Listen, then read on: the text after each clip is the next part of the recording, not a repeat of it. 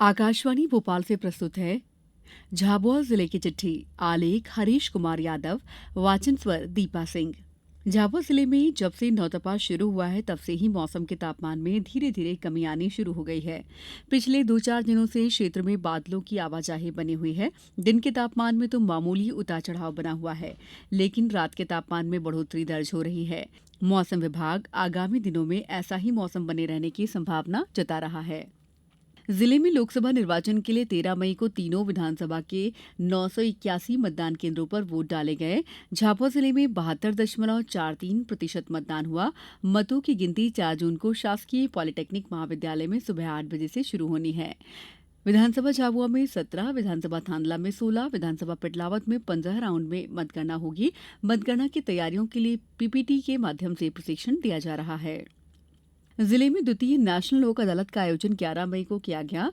जिला न्यायालय झाबुआ पेटलावद थांदला में गठित कुल 14 खंडपीठों में न्यायालय के कुल 132 प्री लिटिगेशन प्रकरणों का निराकरण हुआ, जिसमें 205 व्यक्ति लाभान्वित होकर अवार्ड राशि 43,36,989 के मामलों का निराकरण किया गया। न्यायालय में लंबित कुल 236 प्रकरणों के निराकरण से 783 व्यक्ति लाभान्वित हुए।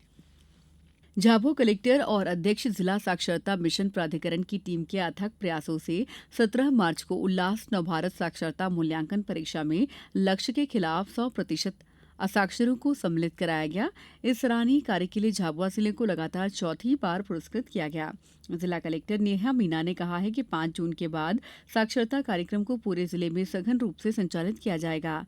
झाबुआ के 815 गांवों में व्यवस्थित रणनीति बनाकर कॉलेज और स्कूल के बच्चों के साथ समाज के सभी वर्गों और सभी विभागों के सहयोग से झाबुआ को पूर्ण साक्षर करने का संकल्पित प्रयास किया जाएगा।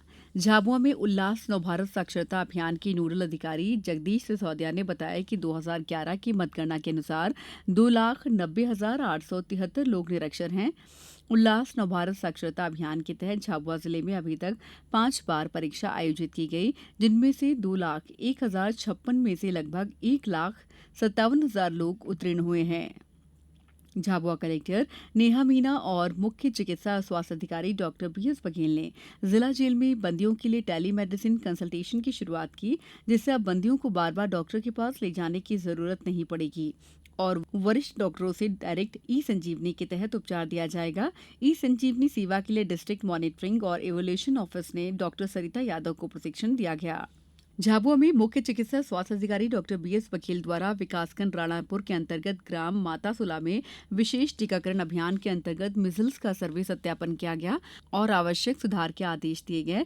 इस दौरान बच्चों के माता पिता से चर्चा करके टीकाकरण का महत्व भी समझाया गया। कलेक्टर नेहा मीना ने कृषि विकास के तहत किए गए कार्य, रबी सीजन में उर्वरक का उपयोग, आने वाली खरीफ सीजन में उर्वरकों की उपलब्धता जैसे तमाम विषयों पर अधिकारियों और कर्मचारियों के साथ समीक्षा बैठक की। बैठक में स्ट्रॉबेरी की खेती, आगे की कार्ययोजना के तहत काजू के उत्पादन संबंधी जानकारी देकर जिले में फल, सब्जी, मसाला, पुष्प के रकबा और उत्पादन के बारे में अवगत कराया गया। कलेक्टर नेहा मीना की अध्यक्षता में हुई बैठक में मीजल्स टीके से वंचित हुए बच्चों के लिए विशेष टीकाकरण अभियान के माध्यम से टीका लगाकर बच्चों को सुरक्षित किया जाए। इस अभियान के लिए कलेक्टर नेहा ने गाइडलाइन जारी की है। मुख्य चिकित्सा और स्वास्थ्य अधिकारी डॉक्टर बीएस बघेल और विश्व स्वास्थ्य संगठन से डॉक्टर मृणाल महाडिक ने वैक्सीन की उपलब्धता के अनुसार 100% टीकाकरण करने के लिए 1,449 सेशन के माध्यम से टीकाकरण किया जाना है, जिसके तहत सभी टीकाकरण का प्री रजिस्ट्रेशन करना, फलियावार पहुंचकर टीकाकरण किए जाने संबंधी कार्य योजना से अवगत कराया गया। झाबुआ में अक्षय तृतीया के अवसर पर जिले में होने वाले बाल विवाह पर 31 बाल विवाह रुकवाए गए। इनमें झाबुआ में 7, थांदला में 5, पेटलावद में 6, मेघनगर में 4, रानापुर में 4 और रामा में 5 बाल विवाह रुकवाकर उचित कार्रवाई की गई। जिले की चिट्ठी समाप्त हुई।